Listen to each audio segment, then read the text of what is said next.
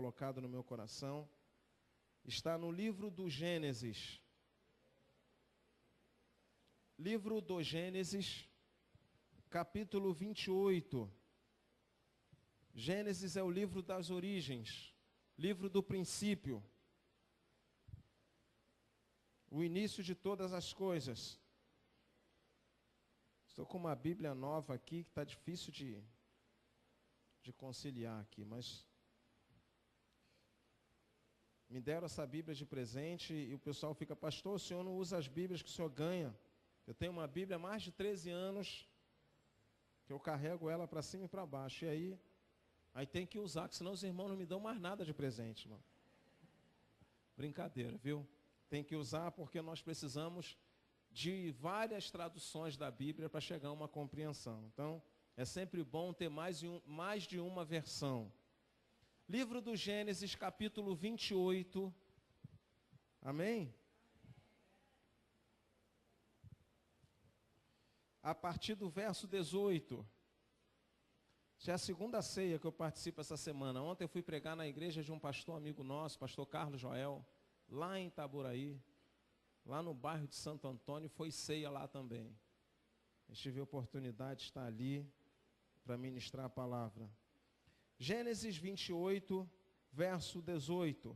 A epígrafe diz, o sonho de Jacó em Betel. Verso 18. Na manhã seguinte, Jacó pegou a pedra que tinha usado como travesseiro e colocou-a em pé como uma coluna e derramou óleo sobre o topo e deu o nome daquele lugar Betel, que significa casa de Deus. Aquele lugar, embora a cidade anteriormente se chamasse Luz. Então Jacó fez um voto dizendo, se Deus estiver comigo, cuidar de mim nesta viagem que estou fazendo, prover-me comida e roupa, e levar-me de volta em segurança à casa de meu pai. Então, o Senhor será o meu Deus, e esta pedra que coloquei como coluna servirá de santuário a Deus. E de tudo o que me deres, certamente te darei o dízimo. Oh, glória! Quantos recebem esta palavra? Podem dizer amém, Jesus? Amém. Que o Senhor se digne abençoar a leitura da sua santa e poderosa palavra.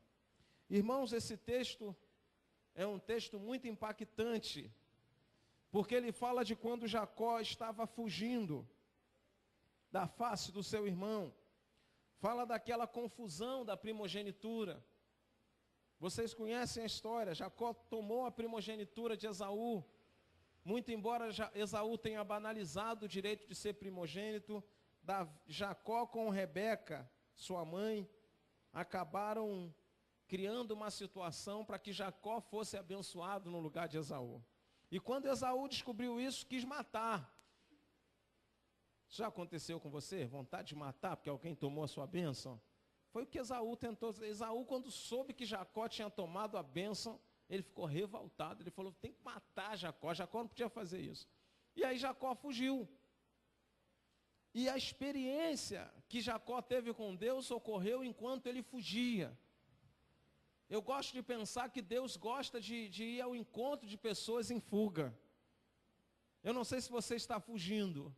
Eu não sei se você já fugiu de alguma coisa. Mas enquanto você foge, Deus cria uma situação para te encontrar. Enquanto você foge de alguém, de algo, ou de alguma coisa, Deus cria uma situação para te encontrar.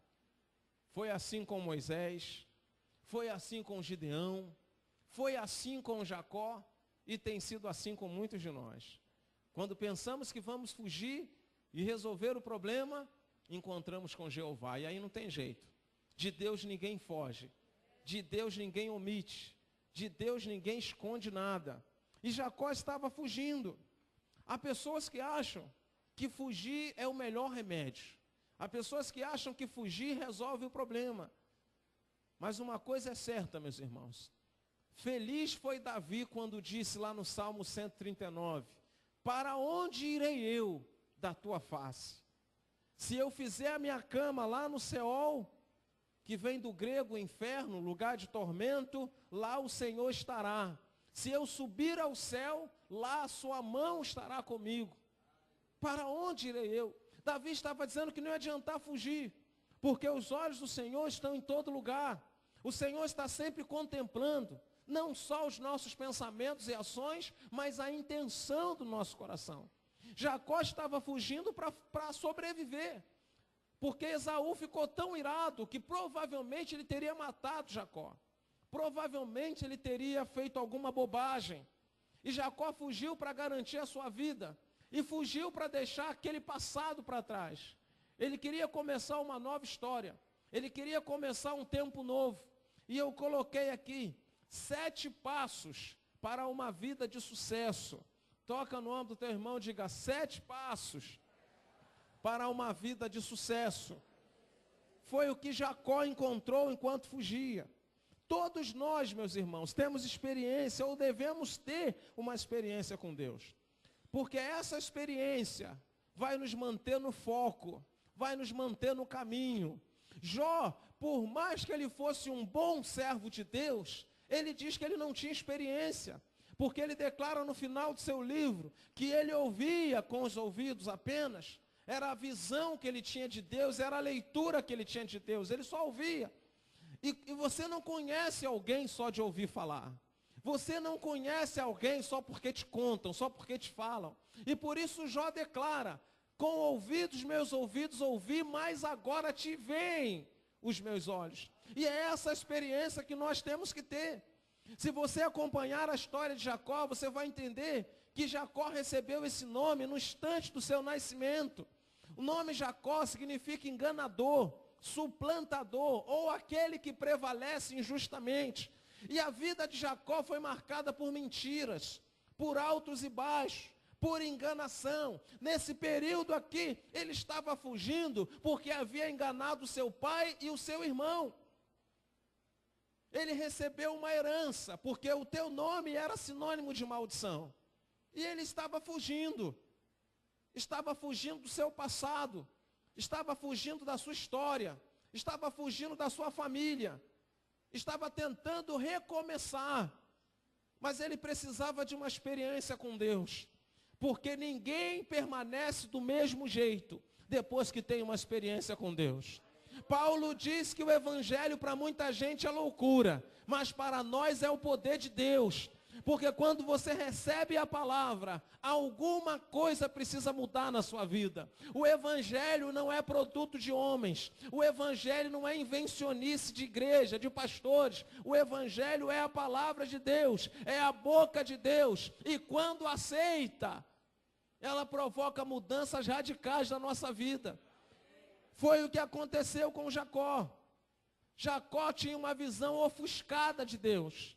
Ele não sabia o que era ser primogênito, mas ele queria, porque o primogênito herdava a liderança espiritual da família.